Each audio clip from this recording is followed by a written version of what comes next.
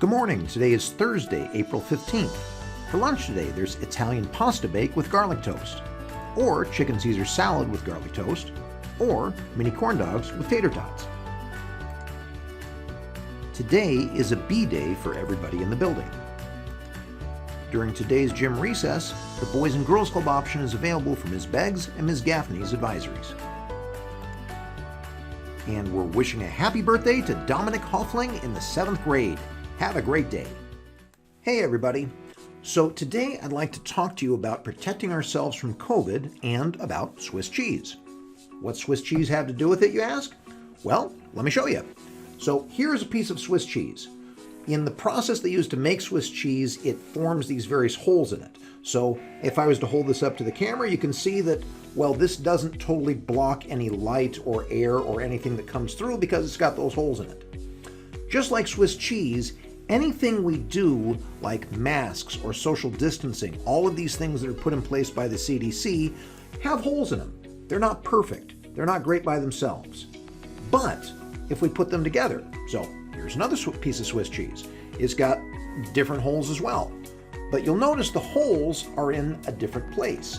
If I start stacking these pieces of cheese next to each other, all of a sudden the light or the air that might have gotten through one of them all of a sudden gets blocked once I start stacking these.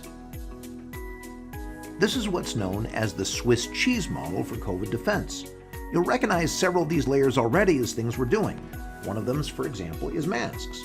Another one is social distancing, staying apart.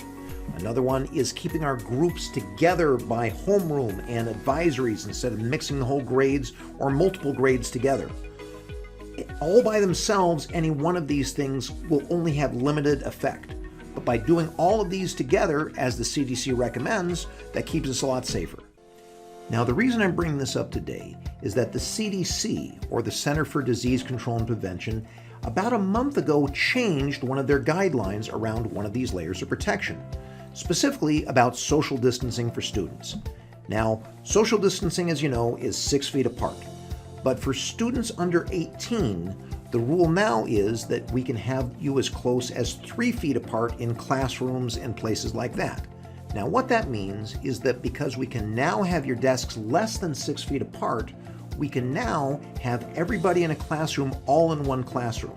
We still have some cases where some students are in one half the classroom and taught by Zoom in the other, and we can now have everybody back into the same classroom.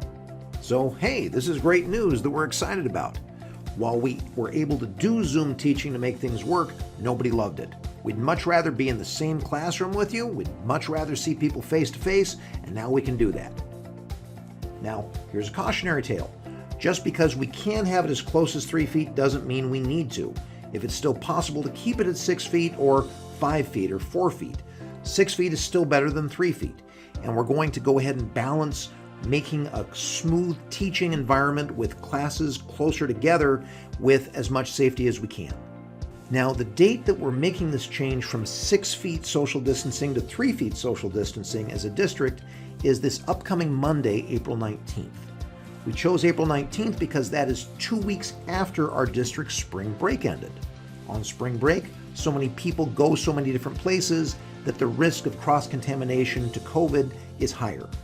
After 2 weeks, any potential infections will have died out, and this will be our safest time to start.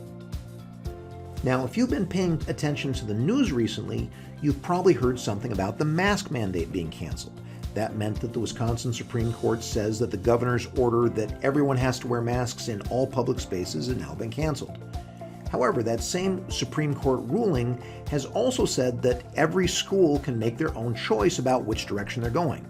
And as far as I know, every school has pretty much stuck to saying, we're keeping masks. This is keeping us safe. This is one more layer of protection that with everything else keeps us safe. So just in case you hear someone say, hey, we don't have to wear masks in school anymore, that's not the case. We're keeping that layer of protection in place. Even though it's got holes in it, it's not perfect, it helps us out when we stack it with a bunch of other layers. And hey, we're excited. Things are working well, things are looking up. Let's keep finishing out the school year strong, let's stick to our protections and keep each other safe. All right, you have a great day.